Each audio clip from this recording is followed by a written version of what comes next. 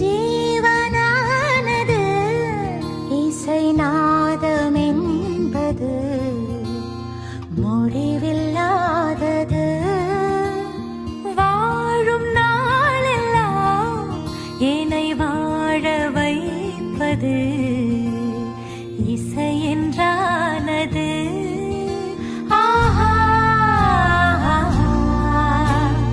எண்ணத்தில் ராகத்தின் ஸ்வரங்கள், என்னுள்ள மோனத்தின் சங்கமங்கள் இழைந்தோடுது, இசை பாடுது. ஒரு இனிய மனது இசையை அணைத்துச் செல்லும், இன்பம் பொது